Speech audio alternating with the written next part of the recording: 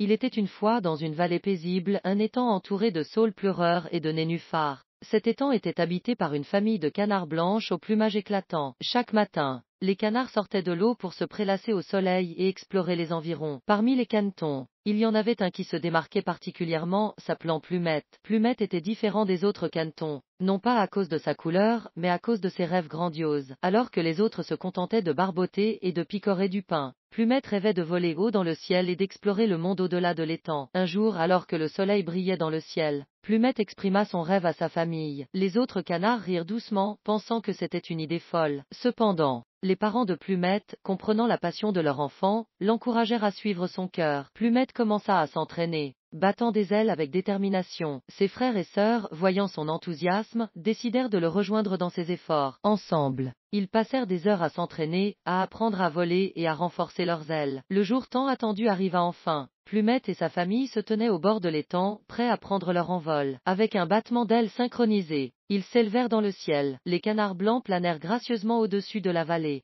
découvrant des paysages magnifiques et rencontrant d'autres animaux amicaux. Les canards blancs, avec Plumette en tête, explorèrent des endroits éloignés, découvrant des rivières scintillantes, des champs de fleurs colorées et des forêts enchantées. Ils réalisèrent que le monde était vaste et rempli de merveilles. Au fil du temps, Plumette et sa famille revinrent à leur étang d'origine. Mais ils ne le voyaient plus de la même manière. Ils comprenaient maintenant que même un petit étang pouvait être le point de départ d'une grande aventure. Les canards blancs partagèrent leurs histoires avec les autres habitants de l'étang, inspirant les jeunes canetons à rêver grand et à poursuivre leur passion. Et ainsi, la vallée devint un lieu de rêve et d'aventure, grâce aux canards blancs qui avaient osé voler plus haut que jamais. Et c'est ainsi que se termina l'histoire des canards blancs. Une histoire de rêve, d'effort et de découverte, rappelant à tous que même les rêves les plus fous peuvent devenir réalité lorsque l'on ose les poursuivre.